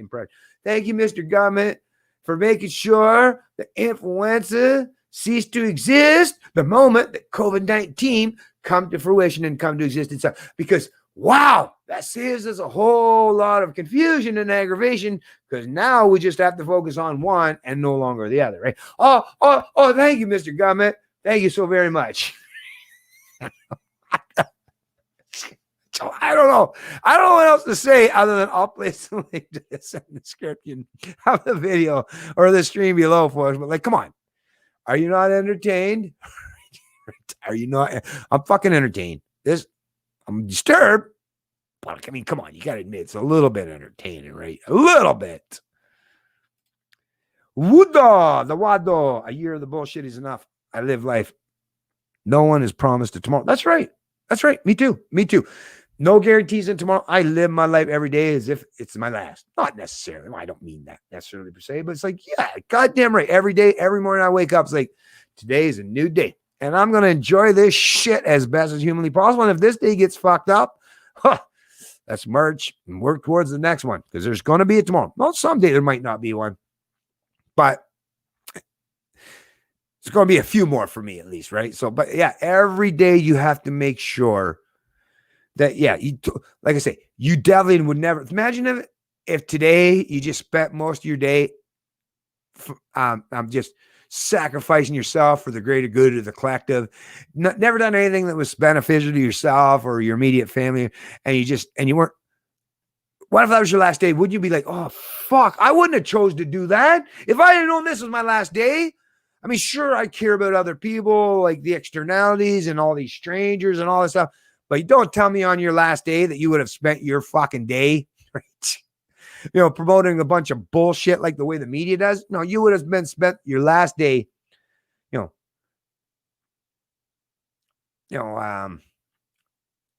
bringing the people that are closest around you even closer. That's what you would have done. That's what most people do. And that's what we will all continue to do. Because at the end of the day, humans, we are humans, right? So to pretend that somehow like we must always spend and absorb or sacrifice our own individual freedom, our liberty, and ourselves to sacrifice for the other constantly, like, no. Because are you sure the other really cares about your sacrifice? Or is the person that you're sacrificing yourself for, is there a potential that maybe they're like, I want you to sacrifice yourself because I want me to live and you to suffer or you to die, right? That's why just willy-nilly claiming to be accepting of this kind of false benevolence or this altruism where you constantly sacrificing yourself for the other. And did you see that? Oh, I'm going to bring that up. Oh, I'm so glad I brought this up. Dan Dix, great video. I gotta reach out to Dan. God damn it, I gotta write that down. I gotta reach out to Dan, but check this out. Just thought of something. Was that on Facebook or BitChute? Oh, it was BitChute, but he posted on Facebook. But I should have put it on. How did I not have it 3 days ago? How did I not have that? I'll find it. I will find it. Oh, wait, that's it. Yep, here we go. Actually, it was really, really easy to find. So, I'm going to have to open it up. There we go. Yeah, check this out, folks. Dan Dix. And definitely subscribe to his channel if you haven't already. Please definitely do so.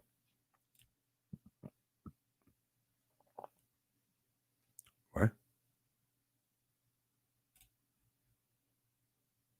Okay, are we okay here now? Yeah. Yeah, here we are. But yeah, where was it? 1 minute and 44 seconds in. But I'm even going to go the rest of a little bit. Oh, shoot, I can't mess around with my mic. It's too new still. And I still don't know quite how to work everything perfectly without fucking things up. So, but let me put this up here, folks. Check this out. This is great. And thanks, Dan Dix, for putting this out there. It was great. Oh, that's right. 2 meters, right. We're going to have to get the mic as close as possible. Yeah, I hate to do it, but that's what you got to do. I think we should do a lockdown, like a more stricter lockdown. Oh, really? How so? Like, what would you suggest what would be better? I think unless you're going out for essentials, you shouldn't be going out. And I think they should enforce stricter mask laws. Oh yeah. Yeah. If they were forcing everybody to be vaccinated, you'd be okay with that? I'd be totally okay with that. I wouldn't consider it a violation. Again, because of the idea that, if you're being vaccinated, you're saving me as well as yourself. So at some point you have to make a balance between personal liberties and the general good. And I think general good should outweigh people's sort of reluctance. I've had COVID. So The greater good. Now, listen, like I say, a minute 44 in, we'll hear from this gentleman once again. And then let me get to that point before I cover this. But yeah, once again, just like the post that I put on my Facebook page, hashtag not all folks, not all boomers, not all. I'm going to say right now for the third fucking time in 10 seconds, right? Hashtag not all boomers. But when I hear this shit, does it ever resonate with me in terms of at least the majority of the boomers in my life, at least, and that kind of mentality and the kind of shit they espouse or spew? Yeah. And once again, if you're a boomer, don't get fucking mad at me. If you're not one of those people, just point out, yeah, I know some of my counterparts. Even as a Gen Xer, I'll point out, or a white person, or if anything, whatever descriptor anyone wants to use to describe me in any way, I'll point out that even if you think, if it looks like it's not me, but yeah, I recognize what you're talking about, right? Fuck, stop making everything so goddamn personal all the time. And just accept that this is a reality, folks. Because if we don't own up to these realities, how are we going to get fucking through this problem? This is planned out event. We're going to, this didn't happen by accident. There's a plan in place and you don't have a choice. You're part of a plan. So, yeah, there's worse is yet to come. I couldn't care less about a lockdown. I'm going to do what I want to do. You can come to my house if you want, but, arrest me, but that's it. Yeah. Freedom's important. It is. I'm not anti-mask. No. I'm not. I'm pro-choice. I want people to be able to choose to be able I think to it might be Wendy, because I know Dan's out of British Columbia now. He used to be out of Ontario, but he's in BC now. So I believe you're right. I have a health problem, so coming from a person who has a health condition, that's really fucking stupid. I don't view it as I think those violating my chicks rights are at all. trolls. They're violating my rights by not wearing a mask when I'm around. I think that my safety should come first for them, and they're being selfish by not wearing masks. The virus is a lot smaller than the holes in the mask. The holes in the mask are a certain size. You heard that, right? Let me go back to that. See, I was talking when. Wearing a mask when I'm around. I think that. So listen to this.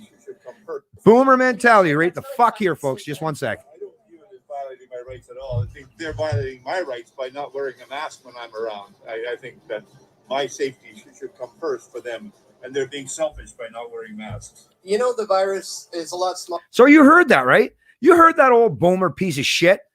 Yeah, me. I should come first before you, right? You should sacrifice yourself for me, right? That's what the fucking boomer's saying. And that is, like I say, I've lived this long enough in my life. And once again, hashtag all, I've met boomers in my life that aren't like that. But just acknowledge that you have a substantial portion of your fucking peers who fit that description to a fucking T. And if you're going to sit here and play games and deny that, then once again, just don't pretend that you care about actually discussing issues that really, really fucking matter. Really fucking matter. Once again, I use these terms or these statements in a manner, but at least to elicit conversation. Because I would, like I say, the minute you stepped up, I'm a boomer and I don't do all this stuff, man. It's like, okay, good for you. Good for you. Really respectable of you. Really, really kind of you not to impose yourself on the multiple successive generations that your other fucking counterparts in your cohort, your demographic cohort, have been doing for fucking decades. I'm really glad for that. But can you at least acknowledge that there are some in your group, in your demographic group, that do, you fucking dipshit? Or are not just a fucking blind nationalist or a blind conformist, but also a blind ageist? That you just think that people that I see me, and every time I just see me. I can't see the fact that you're talking about other people. I just always see me every time. Holy fuck! But you heard the guy. You're the asshole for not. You should muzzle yourself to protect that fucking asshole, that fucking piece of shit. It's like he's saying that it's your responsibility to protect him. That's what he's saying. It is your duty in life to sacrifice yourself for him, to work for his end goals, to work for his desires, right? That is the boomer mindset. That is basically what modern governments represent, right? And like I say, it is the boomer demographic who encompass that so much.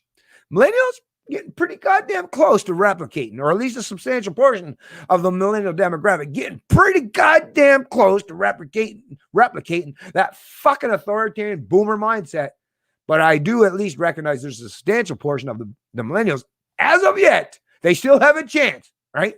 As long as we exist and are a counter narrative to these fucking dipshit hacks like this asshole that constantly promotes and espousing the idea that just sacrifice yourself for me, right? For me. When they're saying the greater good, the boomer, let me just give you a little real uncomfortable piece of fucking information here that's going to piss off a lot of boomers. When they saying you must sacrifice yourself for the greater good is them. They look at themselves. They're the greater good. You're the someone that must sacrifice yourself. And that's how most of your people in your family, and you know this to be true, the boomers cohorts, a lot of you fucks know this to be true. They desire you to be sacrificial lambs, even though you've already done so for decades of your life. But for as long as you're alive, for them, or at least as long as they're alive. Once they're dead, it's like, well, I don't give a fuck at you. I don't care how your life unfolds out of that. I'm not going to be here. I got mine, right? Yeah. You better believe that's a goddamn fucking, that is that entitled mentality of the boomer cohort. Or like I said, hashtag not all, at least a portion of them. Smaller than the holes in the mask. The holes in the mask are a certain size, and the virus is a lot smaller than that. So, you're done. I want to know what kind of guy wants to fuck pussy like that, too. That's another thing. You know, I wouldn't care if she had 36 double fucking D titties and the most amazing poon you've ever seen in your life. Hell no. Let's see what they say. Men need to gain a little self-respect, man, these days, right? We're just curious today to get really your important thoughts on the current pandemic and specifically the government's response to it. Well, I think that considering the situation. Oh, yeah, look, good little conformists, right? Over in Asia, they'd have to say the same thing, I suppose, right? They've been taught and conditioned to think in that way. And once again, not just because. Could be better. I think like inter-province traveling is still like so huge. So for sure, like especially I come from a small town. Look at them. But it's a travel spot where people come to, and I can tell like there's so many people from different countries and like other provinces all there. So you're saying it should be open more for people to be able to travel, or shut down more? I don't know. It's so tough. I want it to be open, just because like I think everyone's kind of over it, but it's also like, oh, it should be. I don't know. I really don't know. But he's scared to say the truth. What is most people are scared? Compared to other places, it's a little bit better. But I don't think they're handling it as much as they should, considering that there were government officials, I think in Vancouver, that were exposed to traveling to America while trying to enforce other people to conform to the rules. I think that's a little hypocritical. Yeah, totally. Yeah. What do you think about travel within Canada? Should it be open from province to province? No, I don't think so. No, why not? BC's rate is getting higher. Like, that's the other thing. Voters. These low information dipshits are allowed to, you know, if you get enough of them in numbers in a democracy, they get to control your freedoms. This is the world we live in, folks. Unless These you're people, going out for as long as they show essentials, support, you shouldn't be going out. or the They should polls keep enforce saying that the majority of people support destroying all their own freedoms and liberties, we're all subjected to their whims, to their edicts. Why? Because my feels or my mob or majority. Lots of Vancouver people wear their masks. Yeah. Yeah. What do you think about ever since it became mandatory to wear them indoors? What are your thoughts on that mandate? Well, we do, and it's because we know that there's a risk if you don't. And so people should say, yep, I gotta wear something that will keep me away from that virus. Now, humor me. I like in a restaurant. For me, it seems silly to have a rule that you have to wear it to go to the table, but then you can take it off. I often use the analogy that's like having a peeing section in a pool. It doesn't really work, right? Well, yeah, I understand the issue, and the point is that I guess you can't eat with a mask on. Right. So if you're going to be indoors and eating, you have to take off your mask. The next Why make them wear it to go to the table? To lessen the spread of the particles. That still makes sense to me. Right. Right. It's carried by particles in the air, and the less exposure you have to less Fucking losers. loose, the better it is, and it's a compromise. Boomers are the first generation because they never had to go to any wars. It's the first generation of people that lack any fucking balls and courage. That's true for the men in particular, as you can see. Look at this guy. I can understand his wife saying that bullshit, but this fucking man, what a fucking pussy. Fuck you. Is that what you want to be? I know one thing. If anyone ever points out that I talk shit like that, I was that much of a pussy. Fuck, I hope somebody would walk up, fucking take me, put me out of my fucking misery if I ever look like that much of a pussy at any fucking point in time in my life. Really, though? Jesus. And if my family members ever watched that video, I'd be so embarrassed. I'd be so ashamed. Fuck. Damn. Would you be wearing a mask had you not had gotten COVID-19? Like in public, I mean? Like, I think COVID-19 is just the start of what they have planned out. Okay. What the real plan is how the economy will collapse, and then you gotta be while he's wearing a mask out fucking side. What a fucking loser. You fucking weenie. Hold on, let me fix my ass, man. Fuck. I've never seen so many sheep in all my goddamn life. You don't even know what's. I wasn't even fully aware that I understand the language of the sheep, but apparently I'm pretty good at that. I understand it now. Well, I can hear them. Lockdown mostly. Kids are back at school, but I can't go over to my friend's house. Yeah. You know, that's the only lockdown. Well, you can. Well, see, if you had balls, kid, you'd say, I'm going to my friend's house. Fuck these fucking. That's the thing. Like, what the hell? But once they're on camera, it's like, let me virtue signal my conformity. My rights by not wearing a mask when I'm around. I think that. Hey, who's watching this? Let me virtue signal to my overlords, to my masters. I'll do as you say. Don't worry. You don't have to fear me. I will bow and conform. Oh my God. Oh my God. Oh my God. It's getting hard on the head, folks. Have you heard of the exemptions? That there some people who have medical conditions, post-traumatic stress disorder, various reasons why they can't wear a mask. Have you heard of those cases? I have heard there's quite a few illnesses that people are using to say why they shouldn't wear the mask. Right. So it's probably best to not assume why somebody's not wearing one, right? Yeah. Just get a letter from your doctor, and then I'm pretty militant about masks. When I see somebody in there with their thing below their nose, I say that's not a mask anymore unless you get it covering your nose. Right. They're also now actually testing the idea of maybe doing a curfew in Quebec. You can't leave your home past 9 o'clock. What are your thoughts on those kind of measures? Well, with the situation they have over there, that's probably the way to go. Yeah. I don't think we need that here quite yet. Hopefully not ever. But if it came here, would you be okay with that, or would you feel it's a little bit of an overstretch of your rights? personally, I would probably respect it. They're talking about the idea of having a curfew where you Fuck can't leave that. home now after 9 p.m. What would you think if that came to Vancouver? Oh, I'm so Would you glad be I'm good not with that? living in these fucking places, I man. think there would be some people who wouldn't like that, but I wouldn't have a problem with it. With the measures set in place, I think it's nothing that it's nothing out of the extraordinary. Like, I think it's just a little extra step of precaution, and it's nothing that I think is super life threatening. Like, I will do my part, and it's nothing that affects me. I don't understand. Everything is extraordinary about what's happening, so I'm not sure what you mean by that when you say it's not out of the ordinary. But It's not a no, dude. You're not getting it. No, dude, you're not getting it. It's not out of the ordinary for these people that come from Asian cultures. All right, that is not out of the ordinary. we've seen time and time again that wearing masks in some of these Asian cultures is very, very, very normal. What it is they want to transplant their culture and bring it to the West.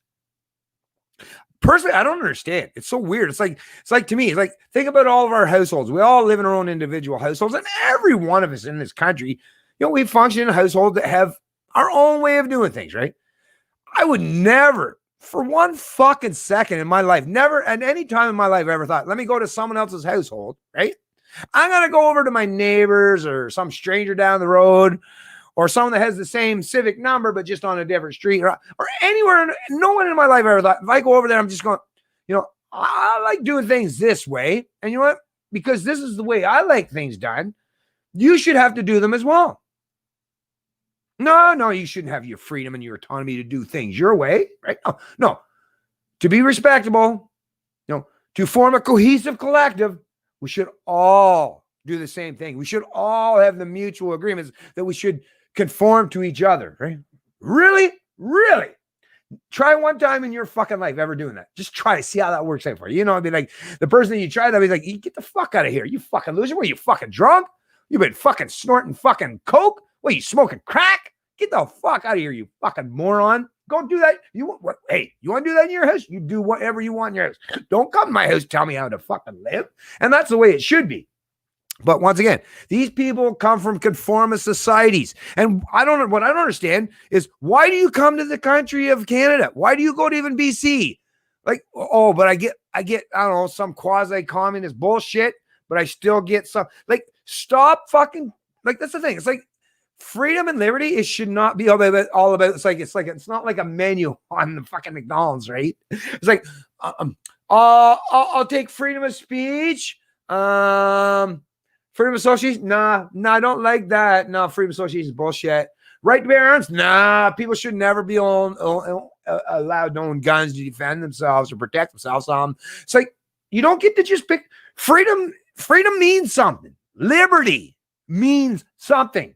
There's a whole lot of underlying concepts and principles and ideas that create even the term liberty that actually means and resonates with people, right? Maybe you should try learning these things.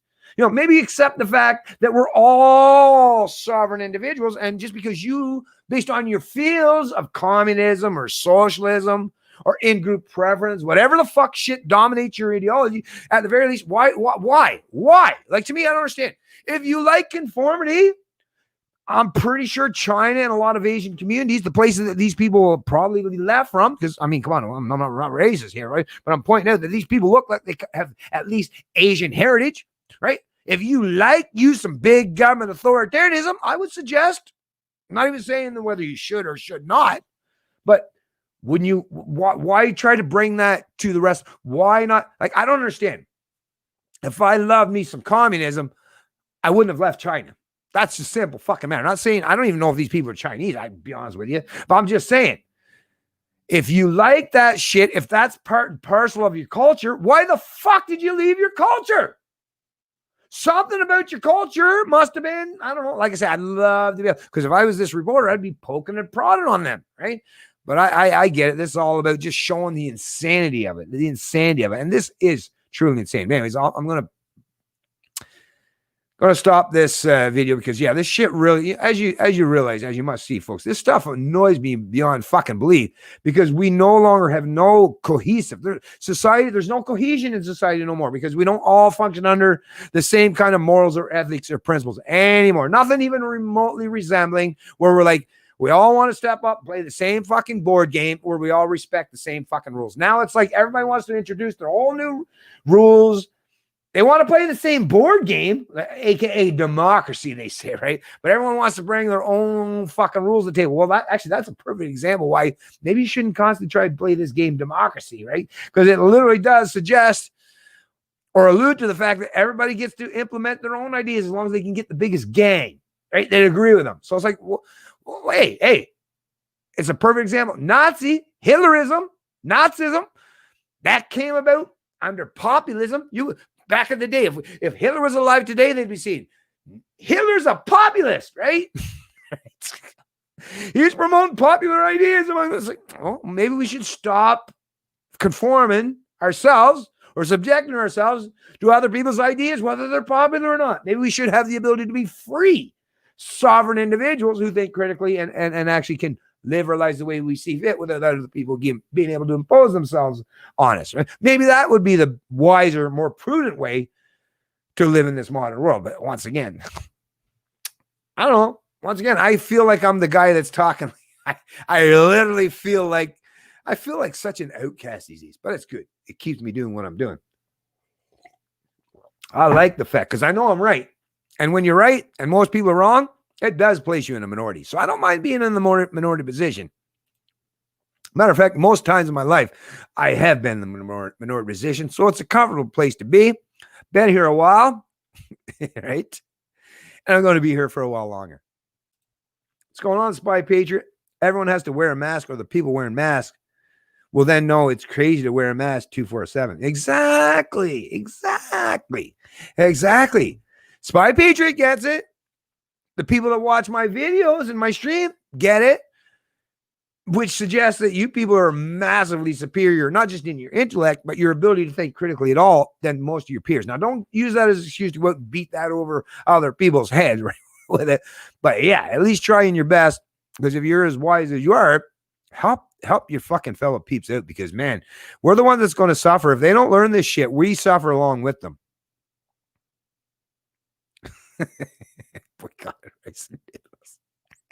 Okay, let's not go there.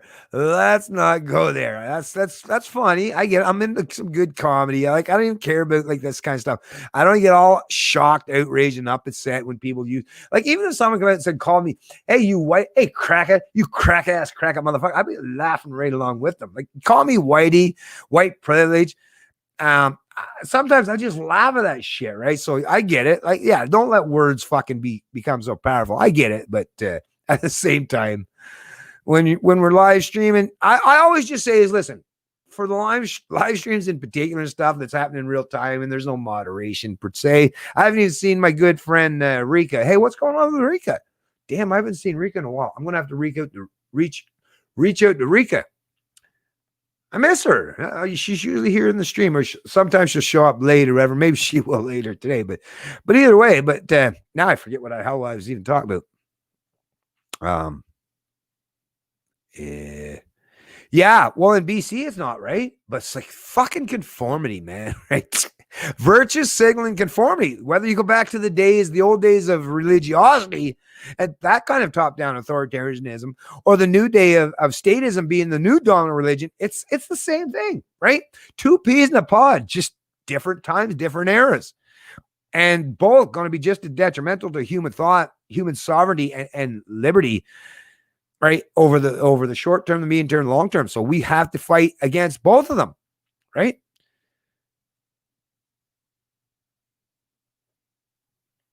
Anyways, I'm going to scroll down here and see if there's any new comments. Hey, badass grandma. Badass grandma. I love that. That's the coolest fucking name ever. And hopefully you are a grandma. Matter of fact, you know what I'd love to do? Hey, if anyone out there, if you are actually a badass grandma, right? Please reach out to me on one of my social media pages, because actually, you know what? One thing I haven't done is interviewed like an elderly, like a woman of the senior years, right?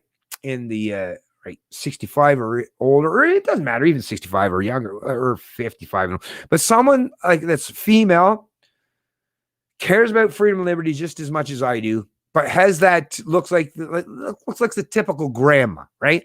I would love to be able to have a conversation or discussion with someone that has that grandma look to her, but is an advocate of freedom and liberty, a staunch advocate. That would be so amazing. And the message that would send to the rest of our peers in society and all levels, all age levels and demographics, that would be fucking amazing. So actually, if anyone out there, let me just put that out there right now. If anyone out there, or you yourself, badass grandma, if anybody's willing to come on, and like I say, trust me, I'm totally respectful for him. If you don't want use your real name, if you want, I have encrypted messaging services. If you want to use like privacy and be anonymous anyway. I respect people, man. I would never, I'm not a fucking doctor. I won't throw you under the bus, right? I would respect you. Anyone out there, but like I say, if you're willing to engage in a conversation with me and some dialogue someday in a live stream, and you do fit that stereotype, right, of being like the grandma, but you genuinely care about and promote individual freedom and liberty, or you're a libertarian in some way, please reach out to me, because I put you at the front of the list, and I really love to bring you on and have a great conversation. And I think it would resonate with a lot of people and probably would help inspire and embolden a lot of others as well. So keep that in mind there, badass grandma, because I'm looking for just such a person to engage with. If it says me in China, don't buy it anymore. Well, that's the problem. I mean, everything in China, it's the communist regime that completely dictates and controls. And we know it's all about suppressing and denying people in the West our ability to actually have proper economic compensation in terms of our wages, or compensation for what we provide in society. And I got nothing against the Chinese people, for fuck's sakes. It's all about governments in the day, and the fact that governments and thought leaders in these institutions, they manipulate the masses so easily and so readily. Like, although I will say, for the masses, come on, try better, for fuck's sakes. At least try better. But I do recognize there are some people that are constantly trying to micromanage and dictate your life. And I know, like I say, it's hard to place blame on people these days, because you never know who are the oppressed or who are the oppressors. It's really hard, because people love to play both sides of that equation, right? Oh, how do I highlight names on here, you mean? For me, I'm not sure what you're talking about here. Hold on here. Jim McCall, your name is awesome. Tam thing. Oh, Tam thing. Oh, here, I'll do it for you. There you go. Oh, it's Tame thing, though. That's cool. That's a picture of a black cat with green eyes. That looks like Mia. My son's cat, black cat with those green eyes. Damn, they can look evil at times, don't they? If it says made in China, I don't buy it. But anyways, Tame thing. But yeah, I get what I kind of get where we were going with that one. Anyways, folks, I can offer up a dipshit Trudeaupian 7-year father-in-law would be comical. Yeah, offer up a dipshit Trudeaupian would be comical. Actually, hey Corey, yeah, like I'm always on board with you. I'll bring you on. We can talk about this stuff. Let me know. At in front of the name is how I do it. Right on. Yeah. At in front of the name. Yeah. Maybe you were just talking amongst each other. But anyways, like I say, looking for anyone out there that's willing to step up the plate, and especially if you fit a particular demographic, right? Because you know how the spectacle, you know how the optics are playing out there. We need people that are in some certain demographics to say, listen, you don't have to think, because the way the establishment media and the establishment hacks the political and the pundit class, they're trying to stereotype and they're really lining up, right? Like the lines of division have been drawn, and they're getting clearer and clearer every day. And what I'm saying is let's blur that shit a little bit. Let's obscure that a little bit shit. So when they keep saying that, boomers, and the way it looks, that boomers are all the ones that constantly want, like I say, let's bring some boomers. Let's bring some grandmas on here that counters that narrative, right? That's how if you want to embolden your counterparts that are not part of the establishment or willing to go along to get along, then let's, like I say, lead by example. And like I say, I'll do my best to bring as many of you folks on here and promote it as best I can. Anyways, folks, we're pulling up on an hour and 58 minutes. I've already covered quite a few of the videos, the articles in this stream. I definitely had a few more left yet to do, but I think I'm going to tie it up, because 2 hours is probably plenty enough time for a live stream. And like I say, I did get to cover quite a bit of stuff. I got to engage with lots of you fine folks in the chat. So I feel that this was, it was a fairly productive stream, right? I think so anyways. I'll leave that up to you folks. If you have disagreements with me in that regard, leave that in the comment section below. But yeah, thanks for everyone that did join the stream. Get as much of this information that I did present in this out there as much as possible to as many people as we possibly can. Because once again, in the age of information, ignorance truly is a choice. And we're trying our best to reduce the amount of ignorant people who are out there in society, because they do represent the majority. And we really, really do need to actively work to put them in the minority, especially in a democracy, right? Ignorance has to, if you care about freedom and liberty, the ignorance has to be placated into the minority. Definitely not the majority. When it's in the hands of the majority, well, that's where oppression and tyranny takes a strong foothold and resides, right? So let's make tyranny and disrespect for liberty a minority position and a minority status. And once again, that's nothing against the minorities, but it is against those who don't respect my individual rights, freedoms, and liberty, and won't allow me to live the kind of life I want to live. Because I, at the very least, offer them the opportunity that they're not willing to offer to me.